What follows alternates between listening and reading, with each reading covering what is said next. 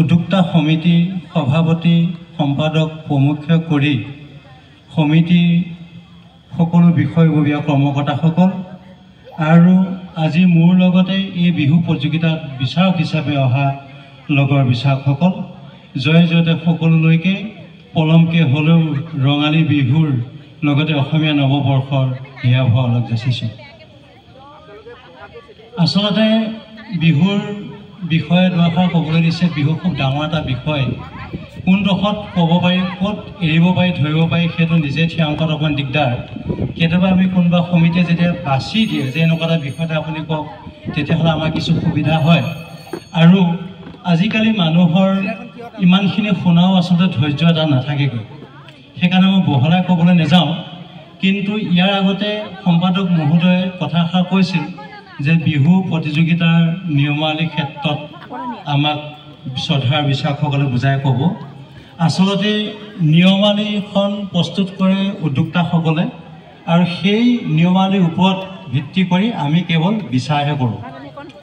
আৰু অৱশ্যে নিয়মাৱলীখন কিছু সময় সাল সলনি কৰি সময়মতে কেতিয়াবা সময়টো অলপমান তাৰতম্য কৰি লোৱা হয় আৰু সেই সময়টো আমি এতিয়া সঠিককৈ আমি গম পোৱা নাই কিমান সময় আছে। তথাপিতো যিটো সময় দিয়ে, সৰু বিহুৱতী সচৰাচৰ 10 মিনিটে সময় থাকে, বৰ বিহুৱতী 12 মিনিট সময় থাকে। অকণমান ইফাল সিফাল হ'ল সেইটো খুব ধৰিবলগীয়া বিষয় নহয়। তেওঁলোকে সুন্দৰ প্ৰদৰ্শন কৰি আছে, কওঁতে যদি আধা মিনিট কিবা কাৰণে বাঢ়ি গৈছে বা কমো হৈছে, কম হ'লেতো ধৰিব লগা নাই আৰু বেছি হ'লেও সেইটো খুব এটা গণ্য কৰিবলগীয়া আচলতে বিচাৰ্য নহয়। এতিয়া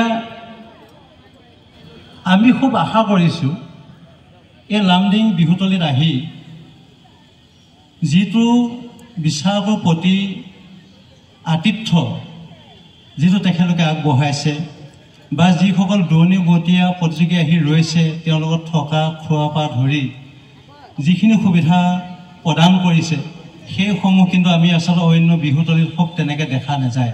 এইটো এটা লামডিঙৰ কাৰণে খুব আচলতে গৌৰৱ। আমি চকুৰ আগত দেখিছোঁ খুব ধুনীয়াকৈ গৈ প্ৰতিযোগীসকলক তেওঁলোকে ৰাখিছে, খোৱা বোৱা খুব ধুনীয়াকৈ দিছে, গতিকে আমি শলাগ ল'বই লাগিব। এতিয়া প্ৰতিযোগীৰ ক্ষেত্ৰত যেতিয়া কৈছে দুআষাৰ ক'বৰ কাৰণে অকণমান থুলমূলকৈ মই ক'বলৈ বিচাৰিছোঁ। সকলোৱে একেই বিহু নাচে, একেই গায়, খুব ধুনীয়াকৈও গায়, খুব ধুনীয়াকৈ নাচিছে। কিন্তু তাৰ ভিতৰতে কেতিয়াবা কিছু লোকে এই প্ৰতিযোগিতাৰ স্থান পাবলৈ সক্ষম নহয়।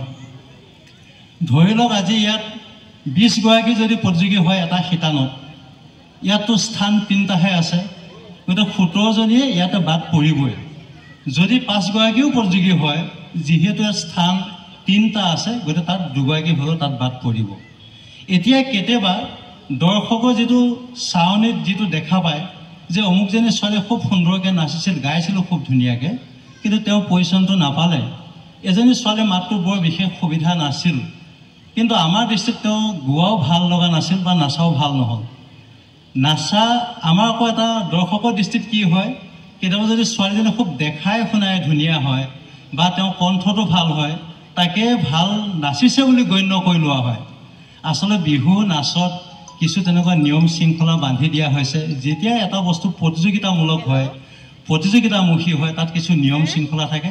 সেই নিয়ম শৃংখলাৰ মাজত এগৰাকী ছোৱালীয়ে নাচি থাকোঁতে খুব ধুনীয়াকৈ নাচিছে, ধৰি লওক হাতৰ লহৰটো এনেকৈ দি আছে। এতিয়া এনেকৈ খুব দেখিব ধুনীয়া ছোৱালী নহয়, লাগিলে দেখিব বেয়াই হ'ল, এইটো হৈছে নাচটো শুদ্ধ হ'ব। যদি হাতখন মেলি পেলাই কিবা কাৰণে তেওঁ এনেকৈ নাচিছে, সেইটো শুদ্ধ বুলি ধৰি লোৱা নহয়। আকৌ ধৰি লওক হাতখন আমি মেলোঁতে এজনী নাচনীক প্ৰকৃতিৰ লগত তুলনা কৰা হয় এজোপা গছৰ লগত। গছ এজোপা বতাহত যেনেকৈ হালে জালে যিমানে বতাহ নামাৰক গছৰ ডালটো যেনেকৈ আগলৈ নাযায়, ঠিক নাচনীয়ে নাচোঁতেও ঠিক হাতটো তেনেকৈ বেছি ওপৰলৈ যাব নালাগে। ঠিক তেনেকুৱা যদি নিয়মৰ তাৰতম্য হয় বা গীত মাতবিলাক যদি গাওঁতে বিহু গীতসমূহ সদায় দুলৈ ছন্দত মিলে আৰু এই দুলৈ ছন্দত গাবলৈ যাওঁতে প্ৰথম বিহু এফাকি প্ৰথম শাৰী বাক্যৰ শেষৰ শব্দৰ লগত দ্বিতীয় শাৰী শেষৰ শব্দৰ লগত মিলিব লাগে, ছন্দ মিল হ'ব লাগে।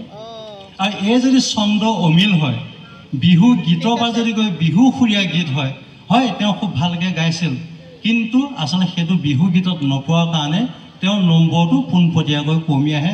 গতিকে ৰাইজে শুনা দেখাটো গতিকে কেতিয়াবা প্ৰতিযোগিতা বিচাৰৰ লগত অকণমান সেই তাৰ টাইমত তেনেকুৱা ক্ষেত্ৰতে হয় গাব লাগিব ভালকৈ বিহু হ'ব লাগিব দুলৰি ছন্দযুক্ত হ'ব লাগিব ছন্দবিহীন হ'ব নোৱাৰিব আৰু নাচবিলাক নাচোঁতে যি আমাৰ 9টা 10টা ভংগীমা ধৰা আছে উপভংগীমা বাদ দি সেই ভংগীমাসমূহ কোনে কিমান প্ৰয়োগ কৰিলে এটা বিহু গীতত নাচোঁতে ছোৱালীজনী কিমানটা ভংগীমা প্ৰয়োগ কৰিছে তাৰ ওপৰতো নিৰ্ভৰ কৰি বিচাৰ কৰা হয় গতিকে বিচাৰ কৰা যিটো মাধ্যম বা বিহু বিচাৰ কেনেকৈ বিচাৰকৈ কৰে সেইখিনি আপোনালোকৰ আগত যি আমাৰ তিলমান জ্ঞান আছে সেই আপোনালোক থুলমূলকৈ ক'লোঁ সদশেষত সকলো লোকে পুনৰবাৰ বিহুৰ শুভেচ্ছা যাচি মোৰ বক্তব্য ইমানতে সামৰণি মাৰিছোঁ ধন্যবাদ